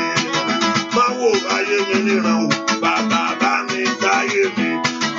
Ìwọ lómi àtẹ̀jẹ̀ bá olóní. Ìwọ lómi àtẹ̀jẹ̀ bá mi dáyé mi. Ìwọ lómi àtẹ̀jẹ̀ sẹ́. Ìwọ lómi àtẹ̀jẹ̀ bá mi dáyé mi. Ìwọ lómi àtẹ̀jẹ̀ áì màmá tàtàtàtàtà. Ìwọ lómi àtẹ̀jẹ̀ bá máa ń dàrí àbá sí tẹ́lẹ̀bọ̀. Oya áì áì mi. Oya ìwọ lómi àtẹ̀jẹ̀ bá mi dáyé mi. Ìwọ lómi àtẹ̀jẹ̀ bá mi dáyé mi. Oya Ọlọ́run kó gbáyé rẹ bá mi dáyé mi. Ìwọ lómi àtẹ̀jẹ̀ bá mi dáyé mi ṣe. Ó méjì ni ẹnìkan tó wà nínú àdúrà yìí. Gbogbo májẹ̀mú tó wọ lọ́bẹ̀ ń pé èèyàn ẹjọ́ exchange nǹkan. Gbogbo májẹ̀mú tó wọ lọ́bẹ̀ ń pé wà tẹ́ni ẹjọ́ mú nǹkan kan náà ẹjọ́ jẹ nǹkan kan náà ní ẹjọ́ pé kí ẹjọ́ nǹkan kan ìwájọ jẹ́ ẹjọ́ gbẹmọ ẹjọ́ mú nǹkan kan. Ó ti ń yí ọmọ ṣe ń sọ yẹn lórúkọ pé ẹjọ́ ṣe nǹkan kan in the same thing. Ẹjọ́ wọnú májẹ̀mú ṣùgbọ́n nǹkan kan yìí kò gbẹ̀yìn yọlẹ̀ lórúkọ Jésù. Kí Ọlọ́run kó tú ọ lọ́wọ́ májẹ̀mú tó wà o. Ṣàmì dáadáa. Let Jehovah God set you free from that covenant tó di ayé rẹ mú. Ọ̀rọ̀ lásán ọ̀rọ̀ kí n fọ̀rọ̀ ṣeré lásán gbà mí. Ọ̀rọ̀ lè dogun mọ́yàn lọ́ra o. Ọ̀rọ̀ lásán májẹ̀mú yẹn kúlúwa kó bàjẹ́. Ẹnìkan náà ohun tí ayé fi aṣọ rẹ ṣe ohun tí ayé fi aṣọ rẹ ṣe pé àlejò kí ọ ilé yìí máa mú lọ má wọrí ìsókè tó ní pé o ò ní rí aṣọ bòwẹ́ ìwọ pé wọ́n aṣọ rẹ pé kéèyàn mú aṣọ lọ aṣọ àmọ́ aṣọ tó fún yàn ṣùgbọ́n ohun tó jáde lórí aṣọ ló má tà. Ìyẹn lè fún yàn láṣọ mi ní kó má fẹ́ àmì ní fúlẹ̀ tí mo wọ ìsókè fún wọn tó bá mà kó wọ́n ní ìdí ẹ̀. Àmì lè fún yàn láṣọ mi tí mo ti wọ̀ rí o láéláyé fún wọn if they are in need of it. I mean you deprive people of their blessing fún wọn it's okay tó bá dẹ̀ pé tuntun ló lè ra it's okay ṣùgbọ́n ohun tó wá mátà lórí aṣọ ló mátà kéèyàn fún yàn láṣọ ló ní problem is not the problem.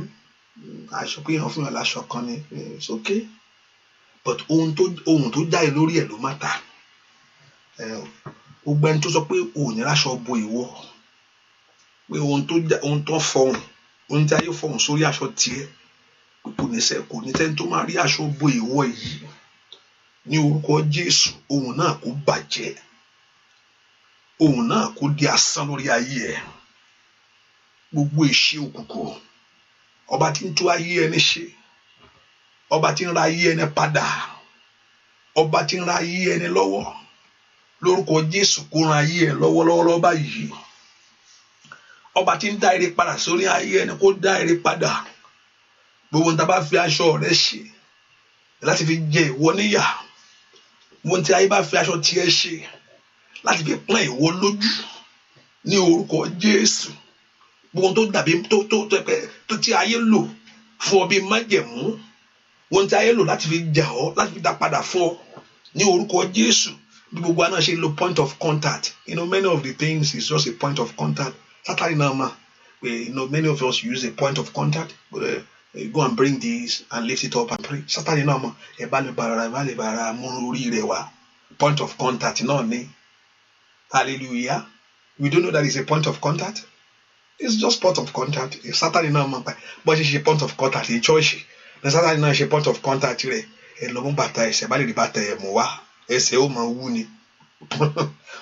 Point of contact, no, you don't know it. That is a point of contact. It should not know point of contact now. It should not know. So, point of contact ni ó mọ̀ pé ojú àlá náà ni gbọ́lọ́run bá yàn sọ lójú àlá, ó mọ̀ pé ẹjọ́ rẹ̀ ayọ̀ sí lójú àlá náà ni òun náà mọ̀, so òun náà mọ̀ gbogbo kéèyàn náà ó máa yí ni kéèyàn ó máa yí padà ẹni Sátánì náà mọ̀ gbogbo ẹ̀ point of contact ẹni tó mú aṣọ ẹ̀ lọ ẹni tó ìgbà kan náà ń kó pátá Nàìjíríà bí mo rò pé wọn kó mọ́ báyìí point of contact náà ni it's just a point of contact to that person, it's just a point of contact to the person, point of contact. Lórúkọ Jésù gbogbo ohun tó bá fi aṣọ rẹ ṣe, gbogbo ẹni tó sọ pé kò ní rí aṣọ, ò ní rí aṣọ, ò ní rẹ́ni dáṣọ bo ìwọ, gbogbo ohun tó fọ sórí aṣọ tiẹ̀ tó ní pé kò ní rí aṣọ bo ìwọ, lórúkọ Jésù gbogbo agbára náà kò dasán. Àmín. Ṣàmì dáadáa. Let that plan be destroyed. Ẹnìkan wà nú àdúrà yìí, mo sì fẹ́ kó gbàdúrà dáadáa. Ohun tó ṣẹlẹ̀ sí màmá ẹ lórúkọ Jésù kò ní ṣẹlẹ̀ sí ọ. Àmín. Wà nú àdúrà yìí, ó gbàdúrà fún ọjọ́ ọlọ́wájú rẹ lórúkọ Jésù. Ohun tó ṣẹlẹ̀ sí màmá rẹ ni o, lórúkọ Jésù kò ní ṣẹlẹ̀ sí ọ bẹ́ẹ̀. Ṣàmì dáadáa. Mo wà nú pò kan rí nígbà kan gbà ẹ mọ̀ rẹ̀ àti gbogbo ìdílé tán. Àwọn ohun tó ṣẹlẹ̀ sí brọ́dẹ̀ nìyẹn náà, ó ṣẹlẹ̀ sí brọ́dẹ̀ náà bẹ́ẹ̀ náà rí o, bẹ́ẹ̀ náà ló ṣe ṣẹlẹ̀ sí o, bẹ́ẹ̀ ni bó ṣe ṣẹlẹ̀ sí brọ́dẹ̀ ẹni ọ̀pá àmúrántí ń gbà kan náà, bó ṣe ṣẹlẹ̀ sí brọ́dẹ̀ náà ló ṣẹlẹ̀ sí ẹni yẹn o. Ohun tó ṣẹlẹ̀ sí brọ́dẹ̀ yẹn bó ṣe rí gẹ́lẹ́ náà ló ṣẹlẹ̀ sí bọ́ yẹn náà. Ẹnìkan mo gbàdúrà fún ohun tó bó ṣe ṣẹlẹ̀ sí màmá àti ẹ màmá ẹ lórúkọ Jésù lórí tiẹ̀ kí Ọlọ́run kó yí dànù. Àmín. Ṣàmì dáadáa. Bó ṣe ṣẹlẹ̀ sí mọ́mì lórúkọ Jésù kò ní ṣẹlẹ̀ sí ẹ bẹ́ẹ̀. Bó ṣe ṣẹlẹ̀ sí lórúkọ Jésù kò ní ṣẹlẹ̀ sí ẹ bẹ́ẹ̀. Ayé ò ní dìran ìyàlé ọ lórí, ayé ò ní dìran òṣì lé ọ lórí. Kólúwa kó yí dànù lórí tiẹ̀. Ṣàmì dáadáa. Kólúwa kó yí dànù lórí tiẹ̀. Gbogbo májẹ̀mú tí ń béèrè fún, gbogbo agbára tí ń wádìí rẹ̀ wò, gbogbo agbára tí ń lépa rẹ̀ bẹ́ẹ̀ lórúkọ Jésù ó yá kí Ọlọ́run kó yí dànù. Let Jehovah God deliver you. Let Jehovah God rescue you. Let Jehovah God save you. Let Jehovah God deliver you. Let Jehovah God rescue you. In the name of Jesus. Ìran yẹn bàjẹ́ o, àlá yẹn dòfo. Ṣàmì dáadáa. Ìran yẹn àti àlá yẹn ó bàjẹ́, ó di òfo. Ní orúkọ Jésù, Olúwa tú ọ sílẹ̀. Ẹ̀jẹ̀ Jésù ṣe ìdìdí rẹ̀. Manda yaboka Paul Saida. Torí pé o ti fi Jésù ṣe bí ìsádi. Lórúkọ Jésù, ayé ò ní rí ọ mú. Ayé ò ní rí ọ gbé sánlẹ̀. Ní orúkọ Jésù, ọwọ́ ìkà yìí ò ní bọ̀ ọ́. Ò ní sọkún lórí ọmọ. Manda yaboka Paul Sira. Ò ní lulẹ̀ lójijì. Bẹ́ẹ̀ ni ó sì rí. Ọwọ́ agbá ńlá Ọlọ́run wọ rí. Orúkọ Olúwa kó ṣe tiẹ̀ fún ọ. Orúkọ Olúwa kó jẹ́ ọ nídè. Ẹ pé orúkọ Jésù dáadáa. Orúkọ Olúwa kó ṣe tèmi fún mi. Orúkọ Olúwa kó já mi nídè. Ẹ sọ bẹ́ẹ̀. Orúkọ Olúwa kó ṣe tèmi fún mi. Orúkọ Olúwa kó já mi nídè. Orúkọ Jésù dáadáa. Orúkọ Olúwa kó ṣe tèmi fún mi. Orúkọ Olúwa kó já mi nídè. Oníkó orúkọ Olúwa ilé èso agbára ni. Olódò sáwọnú rẹ̀ ó sì là. orúkọ Olúwa kó ṣe tèmi fún mi, orúkọ Olúwa kó já mi nídè. Let the name of Jehovah God perfect your own, complete your own in the name of Jesus. Orúkọ Olúwa kó ṣe tiẹ̀ fún ọ, orúkọ Olúwa kó já ọ nídè, orúkọ Olúwa kó ṣe tiẹ̀ fún ọ, orúkọ Olúwa kó já ọ nídè. Makaliabo shitalaba. Orúkọ Olúwa kó ṣe tiẹ̀ fún ọ, orúkọ Olúwa kó já ọ nídè, orúkọ Olúwa kó ṣe tiẹ̀ fún ọ, orúkọ Olúwa kó já ayé rẹ nídè, kó ráàánú gbà, ojú ò ní tì ọ́. Ní orúkọ Jésù, I decree you will move forward, you will go higher, you will not mourn, you will not cry. Gbogbo iná tí ọ̀tá bá dá, àwọn ni kó ṣubú síbẹ̀. Ní orúkọ Jésù, kó ráàánú gbà. Ní àkókò báyìí, nínú gbogbo ìrìnyìnrìn tí ń sáré yìí, àwọn kan lówó, àwọn kan sì ń palẹ̀ mọ́. Bẹ́ẹ̀ ni, nínú eléyìí, I look at two complaints. I think I was listening to one complaint in one country. I think whether it's Canada. Our company can go one close down. When the Walmart ìfẹ́ gbà yàn. Wẹ̀wù méjèèjì. Àwọn kan sọ pé àwọn lé àwọn èèyàn lọ. I think it's in Canada. And I think I listened to that news. Our company kan kó gbá wọlé. Pé àwọn ẹ máa lọ lé òṣìṣẹ́ o. Ẹ máa lọ lé òṣìṣẹ́ o. Àwọn company kan sọ pé àwọn fẹ́ háyà. Wẹ̀wù méjèèjì. Nínú òpó bẹ́ẹ̀ náà ni. Nínú òpó kan làwọn kan send the worker lọlé. Nínú kan àwọn kan sọ pé àwọn fẹ́ háyà sí ni, àwọn fẹ́ háyà làwọn wá àwọn tó máa bá wọn ṣiṣẹ́. Ipò kan náà wọ́n jọ wà níbì kan náà ni o. Lórúkọ Jésù nínú eléyìí, lórúkọ Jésù Olúwa kó ṣe tiẹ̀ fún ọ. Àmín. Nínú eléyìí tí ń jà ránran yìí, lórúkọ Jésù kó rí tiẹ̀ mú. Àmín. Nínú eléyìí, mokoli awo shatali abokopalia. Lo sonde le bokoparo sekete kabo. Mato blekete. Ní orúkọ Jésù nínú eléyìí ọ̀nà rẹ kó là. Àmín. Kó pàdé lọ́nà. Àmín. Ibi ò ní bọ́ ọ́ ń bẹ̀. Àmín. Lórúkọ Jésù àìsàn ò ní gbé ọ sálẹ̀ ń bẹ̀. Àmín. Lórúkọ Jésù kó jáde pẹ̀lú rẹ. Àmín. Kó ríre lọ́nà. Àmín. Lórúkọ Jésù kó jáde pẹ̀lú rẹ. Àmín. Kó ríre lọ́nà. That Jehovah God in the midst of this, Ikalaba shondo blakata, Ribaku seketelebo kapelia, in the midst of this very thing, that Rabba usheketelebo, let God of heaven open your doors. Amen. Mato baru sekete, let God of heaven open your doors. Amen. Ilẹ̀kùn rẹ̀ kó ṣí. Amen. Kí ẹ rí ayọ̀ kí ọkàn yín kó balẹ̀. Amen. Ojú ò ní tì yín. Amen. Ò ní sọkún. Dùgbẹ̀dùgbẹ̀ yìí kò ní jáde lé tiẹ̀. Àmín. Ó ní etí wa láfi gbọ́. Ó ní kí yóò súnmọ́, ó máa gbọ́ ní kò ní délé ẹ̀. Ẹ̀jẹ̀ Jésù kó ṣèdìdí rẹ̀. Àmín. Ó bọ́ lọ́wọ́ eléyìí o. Àmín. Kò ní rí ọgbẹ́ jẹ. Àmín. Kò ní rí ọmú. Àmín. Kò ní rí ọgbẹ́ jẹ. Àmín. Kò ní rí ọmú. Àmín. Kò ní rí ọkọ lọ. Àmín. Ní orúkọ Jésù ò ní wà lára wọn. Àmín. Tọmọtọmọ ó bọ́. Àmín. Tile ó bọ́. Àmín. The Lord Jehovah God deliver you. The Lord Jehovah God rescue you. In the name of Jesus. Ọ̀yẹ̀mí ó lè mọ̀ jẹ́ corona àti Sátánì àti ohun tí Sátánì fẹ́ gbé wá àti ibi tó fẹ́ fì sí. Ohunkóhun tó bá jẹ́ ẹlòmíì ó lè mọ̀ jẹ́ corona ní ó kóró rẹ o. Lórúkọ Jésù ibikíbi tó bá fẹ́ sápamọ́ sí. Lórúkọ Jésù kò ní rí ọmú. Àmín. Lórúkọ Jésù kò ní rí ìwọ mú. Àmín. Ò ní sọnù. Àmín. Let the hand of the Lord be upon you. Let the grace of God rest upon your life. Ó ti fi Jésù ṣe bí ìsádi. Lórúkọ Jésù ò ní jábọ́. Àmín. Ò ní sọnù. Àmín. Ó ti fi Jésù, ó ti fi ṣe ibi ìsádi ńlá. Ò ní jábọ́. Àmín. Ò ní sọnù. Kọ́lọ́run kó ṣe tiẹ̀ fún ọ. Kó rí tiẹ̀ mú o. Olúwa kó rán tiẹ̀ sí rẹ̀. Kó rìnà kórè. Kó rìnà kórè. Ò ní rìnà kó bí. Ohun tó ti ń wá láti jọ́ yìí. Ọkọ ni, ọmọ ni. Nú eléyìí. Ọlọ́run kó ṣe tiẹ̀ fún ẹ bẹ́ẹ̀. Àmín. Ọlọ́run ò dáwọ́ oore dúró. Ọlọ́run ò dáwọ́ oore dúró. Ohun tó ń ṣẹlẹ̀ pé mi ṣeré mọ́, ó ń ṣe ń ṣeré. Nínú eléyìí, ohun tó ti ń wá, tó ti ń béèrè fún, ó yá kó orí gbànú eléyìí. Àmín. Ilẹ̀kùn ìyanu rẹ kó ṣí. Àmín. Lórúkọ Jésù ká sọ lórúkọ tuntun. Àmín. Orúkọ àṣeyọrí. Àmín. Orúkọ ayọ̀. Àmín. orúkọ ìdùnnú àmín, kí iṣẹ́ rẹ kó dàgbà àmín, kí ayọ̀ rẹ kó pọ̀ sí àmín.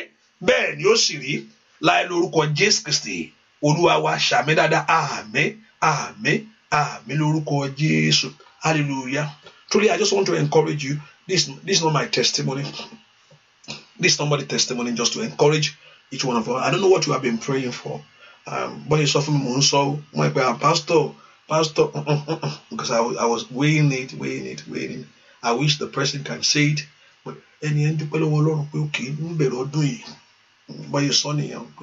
just to encourage everyone that he trusts God, that he the first fruit. You know, you have heard about it. There's a scripture about the first fruit, which I want to take my time to do this, you know, not to look at the scripture, to share it, but I just don't let me hold it anymore. Let me just let it go, because I just want to look at the scripture, you know, the scripture that back it up. So they worship first fruit, you know. So okay, let me do the first fruit. And she said she has been trusting God for at the place of work. One more time, and they said to her, but no, they can't give you more time. There's no time. But after that first fruit, and I won't be sure, they call her again that you can do as much hour you want to do. Okay? And thus the Lord bless her with more hours so she can have more money in her hand. That is Shinkatakoshe. See, what I just want to encourage us is that is what she was saying this, let me share it to you as our testimony for others. There's no one that gives to God that lack. There's no one that gives to God not grumbly. Remember, he said to us willingly. Many of us were giving grumbly, and because of certain situation of life, maybe because of we pastors sometimes, because we look at the need so much and we just give it to you like that.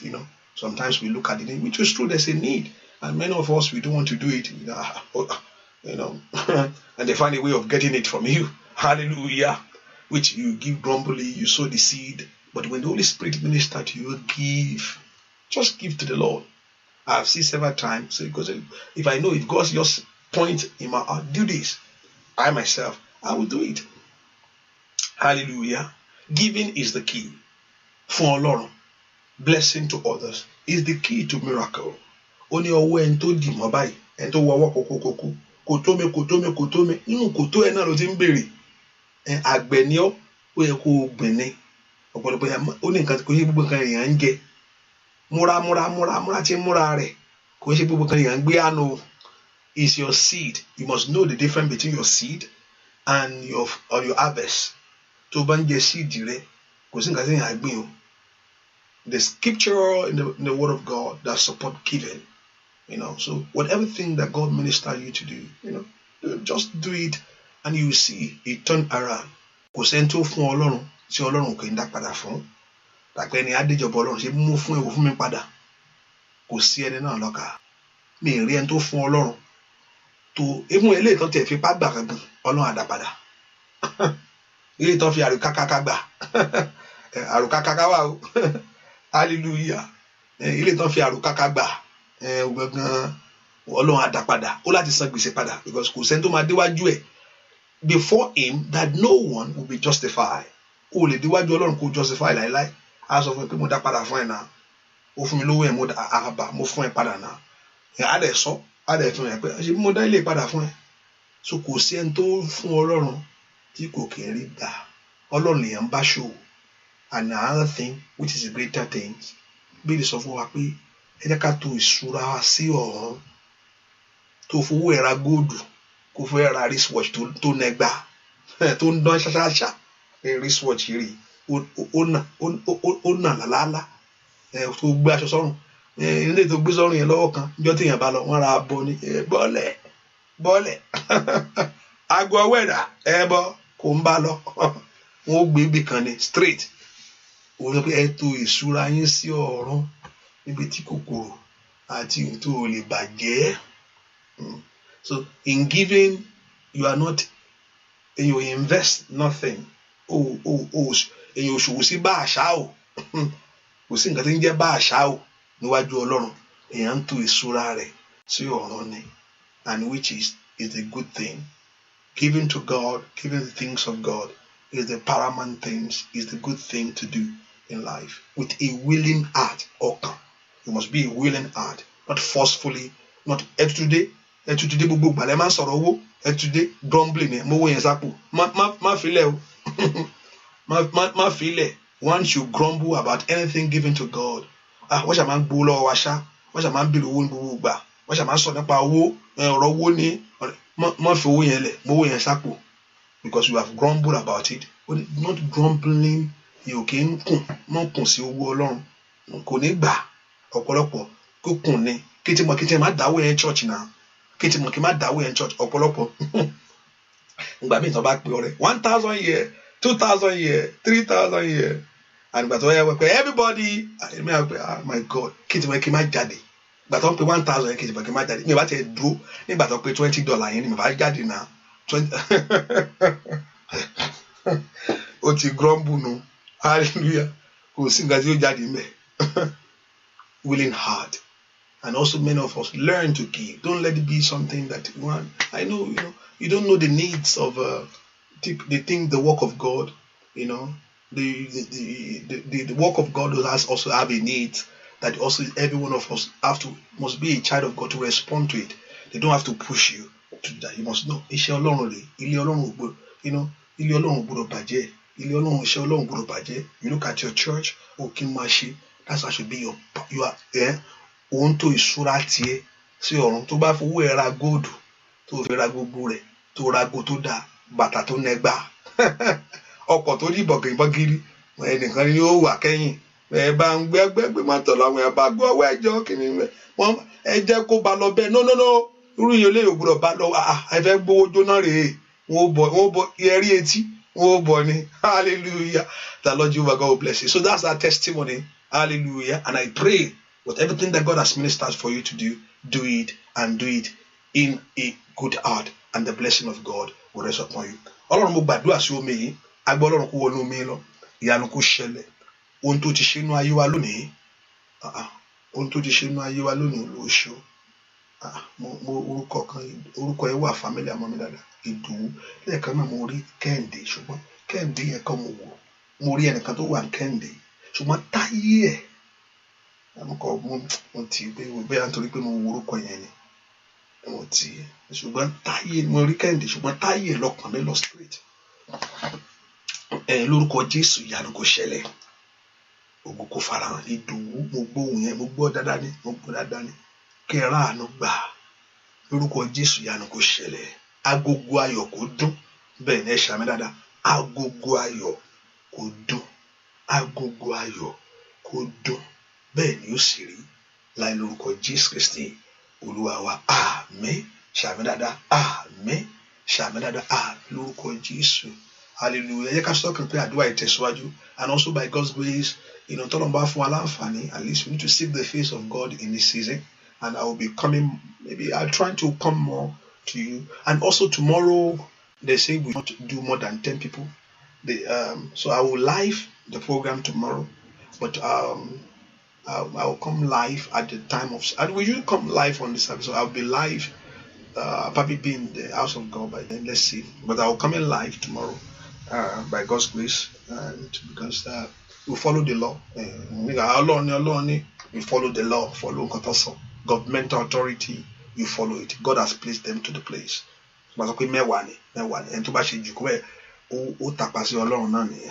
Hallelujah. The Lord Jehovah God will help us in you. Oh, your faith Jesus Christ Lord. Ẹ fẹ́ mọ̀ tí Ọlọ́run ẹ ra àánú gbà ẹ lọ ṣe rere o.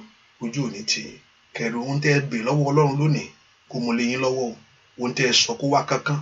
O ò ní dúró pẹ́ kó tó rí rẹ kó jáde fún ọ. Jésù Olúwa wa. Àmín. Àmín. Àmín lórúkọ Jésù. Hallelujah. Hallelujah. Hallelujah. God bless you. See you in tomorrow. Tomorrow. God bless you. Bye-bye.